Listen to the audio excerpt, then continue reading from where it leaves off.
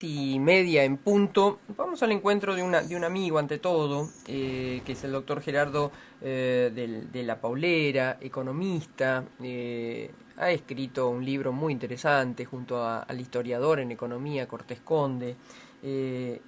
Lo citan desde López Murphy, Milei, bueno, un abanico amplio dentro de ese sector, digamos, ideológico a nuestro próximo interlocutor. Hola Gerardo, ¿cómo estás? Buen día. Buen día, María Hermina, ¿cómo andan? ¿Bien? Bien, bien, por suerte. Bueno, En lo personal no me gusta que un día como el de hoy pase desapercibido, ¿no? No sé qué opinión tenés vos, pero me parece que cuando yo no quiero quedarme atrapada en la historia, pero sí hay que claro. reconocer valores y hechos. Pero bueno, escucho tu opinión. Con respecto a lo que está pasando básicamente en la economía, No, me estás no, hablando. no, lo primero que te preguntaba es un día como hoy, que es 17 de agosto. 17 de agosto. Claro. Algo creo que nos tendría que decir. Después vamos a este hoy, las marchas, la economía, el masa, etcétera, etcétera. Pero me parece que Argentina se merecería no trastocar, canjear su historia y sus valores por un feriado Sus largo, ¿no? valores. Bueno, mirá, te comento, en este 17 de agosto, Día Libertador, digamos, yo creo que la Argentina está con un problema institucional muy, pero muy grande, o sea, ha Ujú. retrocedido varios pasos, es decir, la ciudadanía está sujeta a arbitrariedades de todo tipo, es decir, cosa que no sancionaba la Constitución, ni tampoco fue la evolución argentina durante más de un siglo, donde las reglas de juego uno las puede disputar o no, pero las reglas de juego eran claras para progresar. Yo creo que Mm. estamos en unas peores situaciones desde el punto de vista de un país en donde una clase trabajadora, una clase media, pueda progresar, porque básicamente ha habido una avalancha básicamente de medidas inconexas a lo largo de estos años, que se ha comido el ahorro, que se ha comido la moneda, que se votan todo el tiempo cambio de impuestos para la producción, cambio en los ingresos brutos, es decir, hay una voracidad fiscal que obviamente ahoga al ciudadano y a las fuerzas productivas, Ujú. y eso no pasaba antes. Para mí hay un corte muy grande en la Argentina entre el 43 y el 46, que por un diagnóstico absolutamente equivocado de lo que iba a pasar en el mundo, la Argentina se cierra, se aísla, toma un modelo ya trasnochado y se transforma en una sociedad claramente corporativista, es decir, donde aquellos, y con un Estado que es una mezcla de Estado corrupto y prebendario, con lo cual estás teniendo una asociación de Estado prebendario con los círculos, digamos, más cercanos a ese Estado, que son los que básicamente succionan esos recursos. Y para el ciudadano básicamente anónimo, para el profesional, profesiones liberales, para la gente de oficio, para una gran cantidad de profesionales, gente del comercio, etcétera, están absolutamente desprovistos o son los últimos en llegar a básicamente gozar de los beneficios. Y es verdad que a medida que la economía se va achicando, salvo que tengas un cambio radical, ese estado prebendario se vuelve más feroz, Claro. mucho más feroz, Ujú. porque hay desesperación por hacerse de esos recursos, así que yo te diría que estamos en una situación no ni siquiera terminal, o sea, siempre puede estar peor, ¿no? O sea, Sí. la historia uno le enseña que hay países que han estado en decadencia durante más de un siglo, no solo la Argentina, pues fue en el pasado, digamos, o sea que, y lo peor es que hay veces que la gente se acostumbra a estar peor, ¿no? Entonces, hay una sociedad un tanto anómita, y bueno, y ese no es básicamente un buen diagnóstico para revertir esta Mm. situación, ¿no? Sobre Ujú. todo en una democracia, ¿no?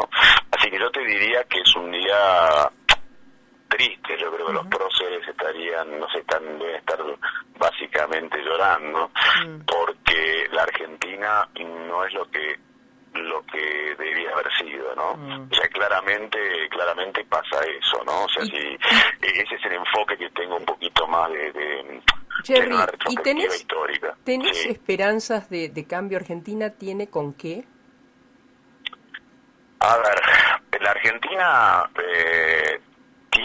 tiene con qué, porque es verdad que el mundo está muy complicado con el tema europeo, la guerra de Ucrania, bueno, etcétera, los Estados Unidos con inflación, pero el mundo es una gran oportunidad para la Argentina, porque digamos, porque por el venimiento de China, por la demanda de alimentos, por la demanda potencial de gas, de energía, de litio. O sea, Argentina tiene en el fondo un gran potencial, pero que no es suficiente.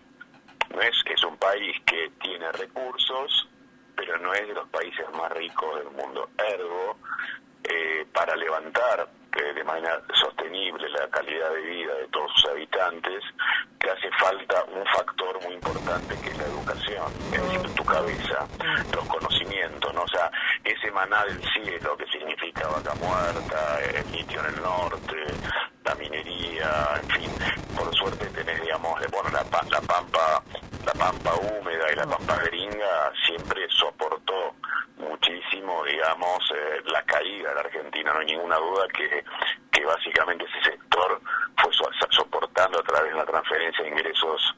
Entonces la Argentina tiene con qué, pero no te olvides que, voy a poner, si vos seguís teniendo una dirigencia política y empresarial prebendaria, ni siquiera va a ser un enfoque rentístico. Nigeria, por ejemplo, para los que nos están escuchando, son los países más ricos del mundo en términos de recursos, y son los países a su vez más pobres del mundo. Claro.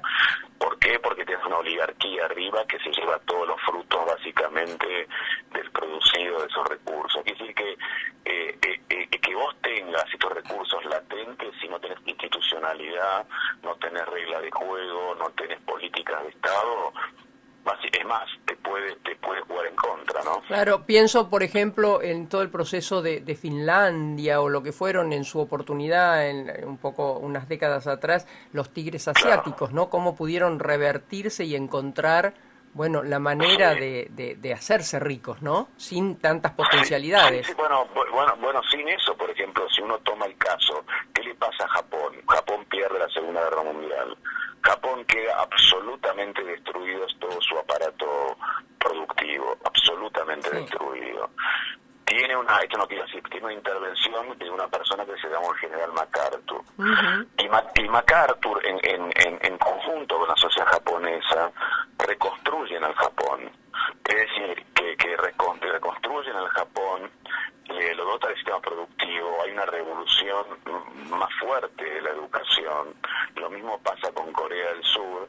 Quiere decir que ahí hay, de alguna manera, en este caso hubo una intervención y tuvieron la suerte que este personaje, de alguna manera, fuese un personaje benévolo, ¿no? En el sentido de querer realmente el bienestar social de esa población. Entonces, acá este es un tema muy, pero muy complejo, porque vos fíjate que toda la clase política, no quiero repetir la clase política, todos están teniendo políticas de supervivencia, ¿no? Estamos de elección en elección, se habla de quiénes van a ser los candidatos, se habla de... y mientras tanto el Congreso está prácticamente paralizado.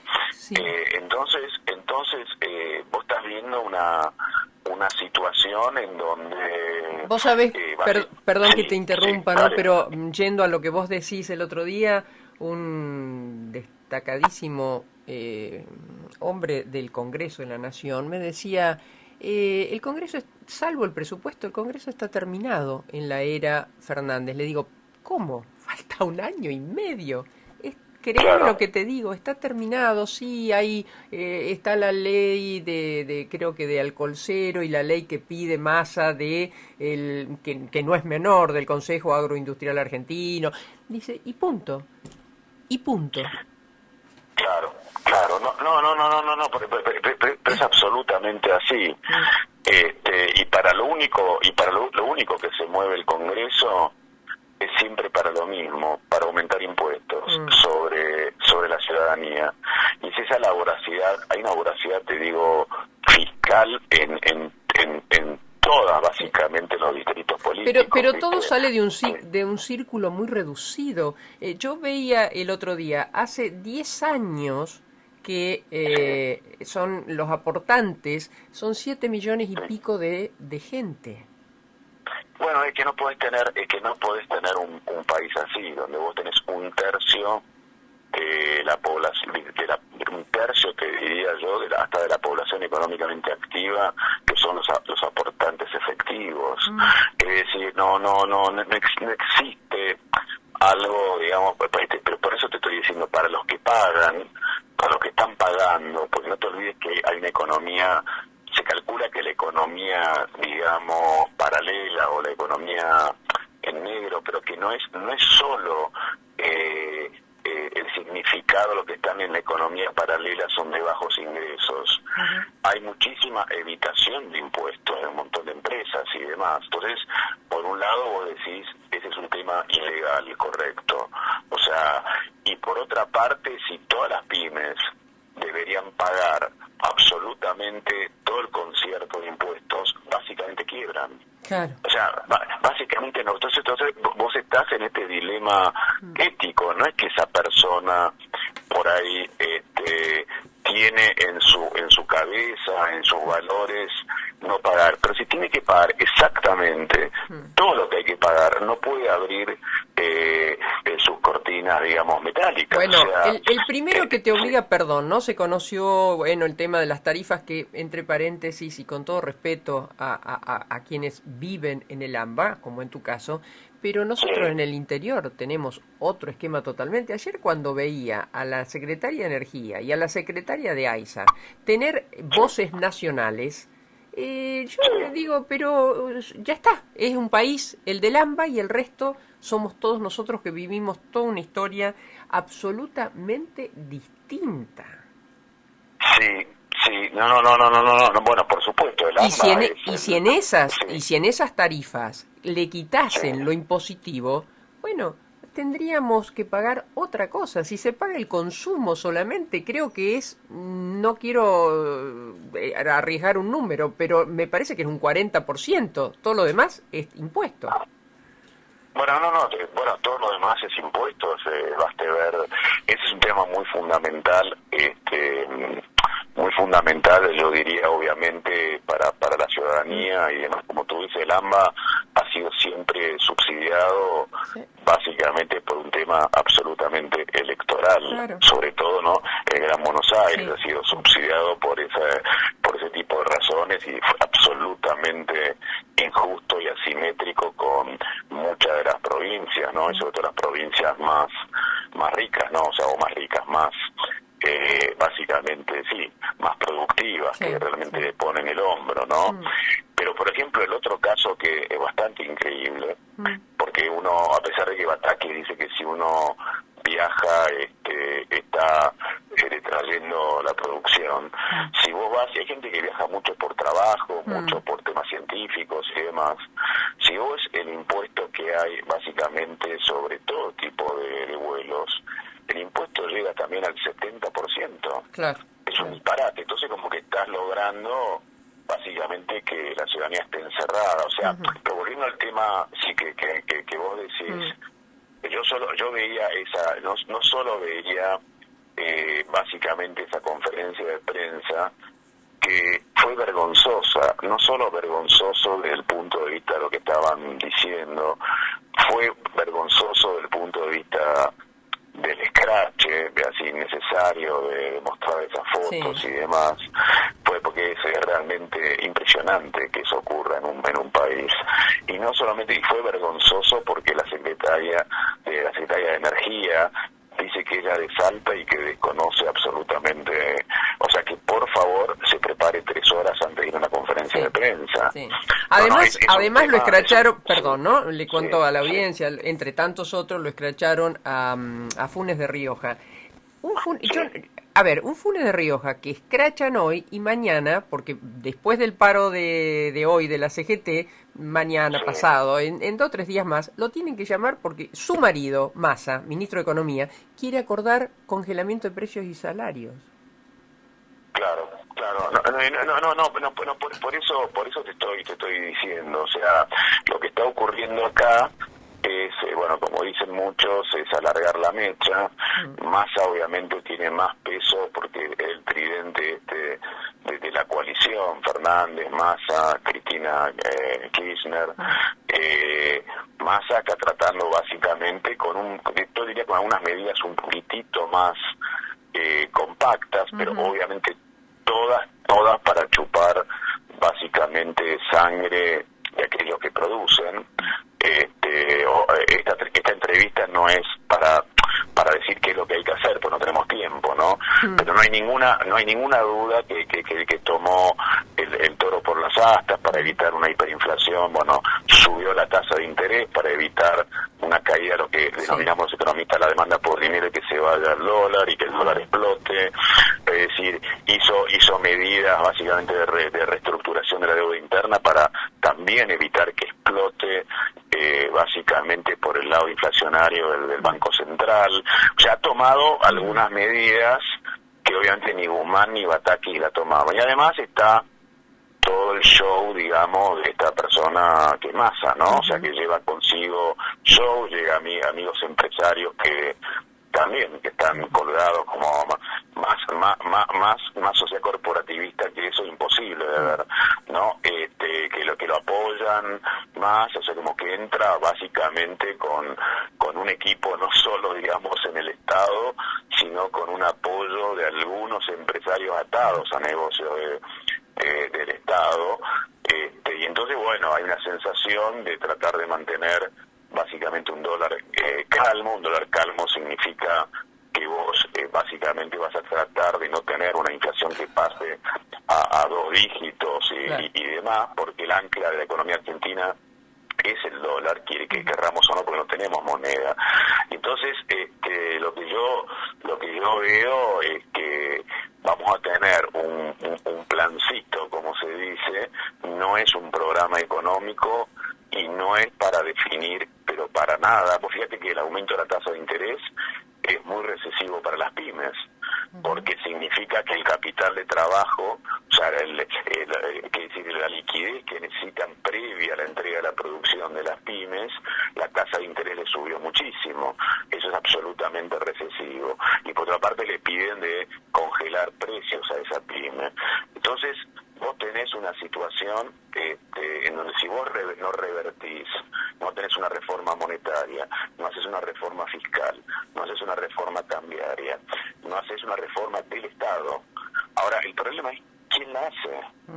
O sea, y además la sociedad quiere eso o entiende que eso es lo que hay que hacer. El camino, claro.